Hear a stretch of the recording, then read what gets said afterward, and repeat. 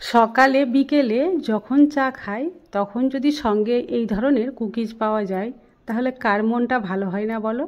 তবুও আবার হাতে তৈরি করা। হ্যাঁ, সত্যি দেখেছো, এই কুকিজ খুবই সহজে হাতে তৈরি করা যায়, কোনো রকম ওভেন ছাড়াই।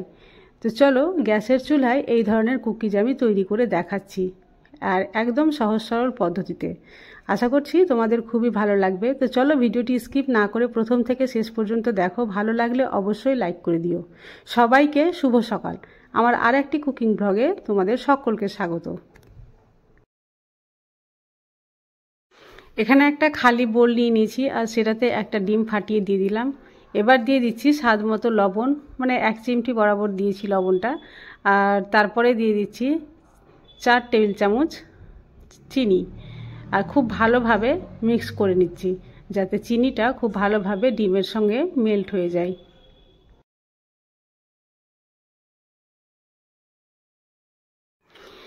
চিনি আর ডিম খুব ভালোভাবে মেল্ট হয়ে যাওয়ার পরে এর কালারটা চেঞ্জ হয়ে একেবারে ঘোলাটে হয়ে যাবে। যতক্ষণ না এভাবে ঘোলাটে কালার হয়েছে ততক্ষণ অনবরত নাড়তে হবে। এবার দেখো প্রায় নাড়া হয়েই গেছে। এর মধ্যে আমি দিয়ে দিচ্ছি সাদা তেল। এখানে 4 টেবিল চামচের মতো সাদা তেল দিয়ে দিয়েছি। তারপরে আবারও অনবরত নেড়ে সমস্ত উপকরণ খুব ভালোভাবে মিক্স করে নিচ্ছি। এবার সমস্ত উপকরণ ভালোভাবে মিক্স হয়ে যাওয়ার পরে আমি দিয়ে দিচ্ছি 1 টেবিল চামচ বেকিং পাউডার। বেকিং সোডা নয় কিন্তু। এবার বেকিং পাউডার এর সঙ্গে খুব ভালোভাবে মিক্স করে নেওয়ার জন্য আবারও এভাবে মিক্স করে নিচ্ছি।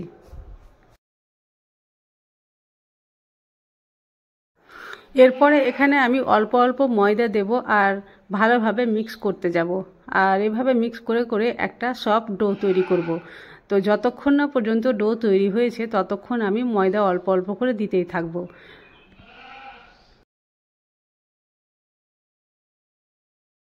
যে ছোট্ট বাটিটা করে এখানে দিচ্ছিলাম সেই বাটির 4 বাটি এখানে ময়দা দেওয়া হয়ে গেছে।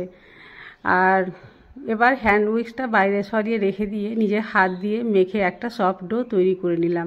আর দেখতেই পাচ্ছ ডোটা কতটা সফট তৈরি হয়েছে। এর মধ্যে যেহেতু ডিম দিয়েছি তো ডিমের একটা আঁশটা গন্ধ থেকেই যায়, তাই এখানে আমি 1 ফোঁটা ভ্যানিলা এসেন্স দিয়ে দিলাম।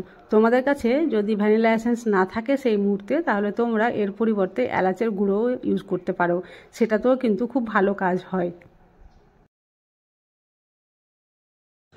ডো তৈরি করার পরে কোনোভাবে রেস্টের প্রয়োজন পড়ে না, তাই আমি ডোটা তৈরি করার সঙ্গে সঙ্গেই সেখান থেকে কুকিজের মাপ করে ছোট করে কেটে নিয়েছি লেচি, আর হাতে গোল করে লম্বা শেপ দিয়ে দিয়েছি। তোমরা তোমাদের ইচ্ছা মতো যে কোনো শেপ দিতে পারো। আর চিনির উপরে এভাবে একটু কোট করে দিয়ে আর কাঁটা চামচ দিয়ে একটু বসিয়ে বসিয়ে একটা দাগ করে নিচ্ছি। আর এই ডিজাইনটা দেখতে ভীষণই ভালো লাগে। আর দেখো দুই সাইডটা একটু চেপে দিচ্ছি, তাহলে পাতার মতো শেপটা হয়ে যাবে। এইভাবে আমি সবগুলো কুকিজ রেডি করে নিলাম। এবার এটাকে বেক করে নিতে হবে। তো আমি গ্যাসের ফ্লেম অন করে আগে থেকে একটা কড়াই বসিয়ে রেখেছিলাম, আর কড়াইটা প্রিহিট করার জন্য রেখে দিয়েছিলাম আর কি। তো চলো সেই দিকে দেখা যাক। কড়াইটা প্রিহিট হয়ে গেছে, তাই আমি এই কুকিজের থালাটা এর উপরে রেখে দিচ্ছি আর ঢাকা দিয়ে রেখে দিচ্ছি প্রায় 20 মিনিট। 20 মিনিট পরে আমি তোমাদের ফিরে এসে দেখাচ্ছি যে কেমন অবস্থায় থাকছে আর কি। তো চলে আসলাম 20 মিনিট পরে, আর দেখো কতটা ফুলেছে। ফুলে একেবারে পাশাপাশি কুকিজগুলো ঘেঁষে গেছে। তো চলো আরও 20 মিনিট আমি অপেক্ষা করি, কারণ এখন দেখে মনে হচ্ছে যে কাঁচা রয়েছে। তো এখন দেখো প্রায় 40 মিনিট হয়ে গেল আমি খুলে নিয়েছি, আর গ্যাসের ফ্লেম একদম বন্ধ করে দিয়েছি, নাহলে তলাটা পুড়ে যাবে। আর থালাটা এখান থেকে নামিয়ে আমি নিচে রেখে দেবো। এবারে ঠান্ডা হয়ে গেছে, আর তারপরে এগুলো অন্য একটা প্লেটে আমি উঠিয়ে নিচ্ছি। আর একটা কথা, যে এটা যখন গরম অবস্থায় থাকবে তখন ভুল করেও এটাতে হাত দিতে যাবে না, কারণ ভেঙে যাবে, তখন অনেকটাই নরম থাকে। আর ঠান্ডা হলে এটা শক্ত হয়ে যায়, আর তারপরে কিন্তু এটা হাত দেওয়া যাবে। তো দেখো ঠান্ডা হওয়ার পরে এর ফাইনাল লুকটা কেমন ছিল দেখেই বুঝতে পারছো। আর দেখে কতটা সুন্দর লাগছে, লোভনীয় লাগছে, খেতেও কিন্তু খুব সুন্দর হয়েছিল। তো এই ধরনের কুকিজ তোমরা নিজেরাই বাড়িতে তৈরি করে স্টোর করে রাখতে পারবে প্রায় 2 মাসের মতো, কোনোভাবে খারাপ হবে না। একটা ভেঙেও দেখাচ্ছি তোমাদের। তো আজকের রেসিপি তোমাদের কেমন লাগলো কমেন্ট করে অবশ্যই জানাবে।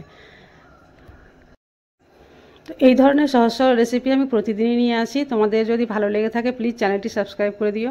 আজ তাহলে এ পর্যন্তই, দেখা হবে নেক্সট রেসিপি ভ্লগে। ততক্ষণ পর্যন্ত তোমরা সবাই সুস্থ থাকো, ভালো থাকো।